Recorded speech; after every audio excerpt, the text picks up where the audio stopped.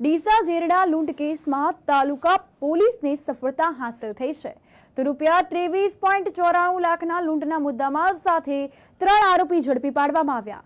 ઝેરડા પાસેથી લૂંટ કરનાર વધુ 3 આરોપીઓ મુદ્દામાલ સાથે ઝડપાયા છે। બનાસકાંઠાના ડીસાના ઝેરડા પાસે સોની વેપારી પાસેથી છરીની અણીએ લૂંટ કરી હુમલો કરનાર 3 આરોપી ઝડપાયા અને આ બાદ ડીસા તાલુકા પોલીસે આજે વધુ 3 આરોપીને દબોચી લીધા છે। ₹23.94 લાખનો મુદ્દામાલ કબજે કરવામાં આવ્યો છે।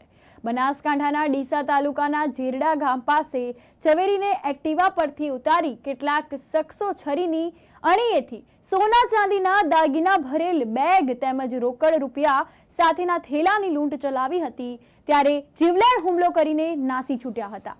જે બાદ આ બાબતની જાણ થતાં જ ડીસા તાલુકા પોલીસને જાણ થઈ અને ત્યારે પોલીસ સમગ્ર જિલ્લાની તપાસ કરવા લાગી ગઈ છે। પોલીસને એલર્ટ કરતા ભીલડી પાસેથી લૂંટના સામેલ 3 આરોપીઓ ઝડપાયા છે અને આ બાબતે મુખ્ય સૂત્રધાર સહિત 3 આરોપીને ઝડપવા માટે ચક્રો ગતિમાન કરાયા છે।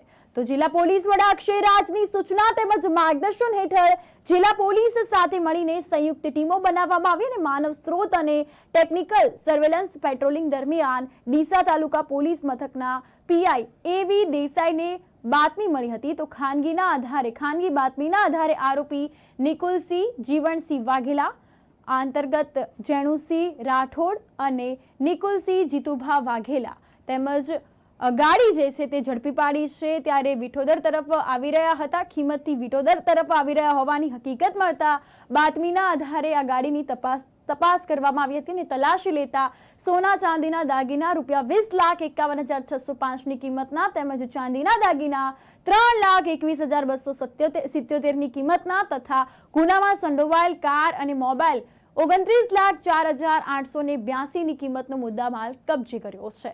આ અંગે વધુ તપાસ અને કાયદેસરની કાર્યવાહી હાથ ધરવામાં આવી રહી છે।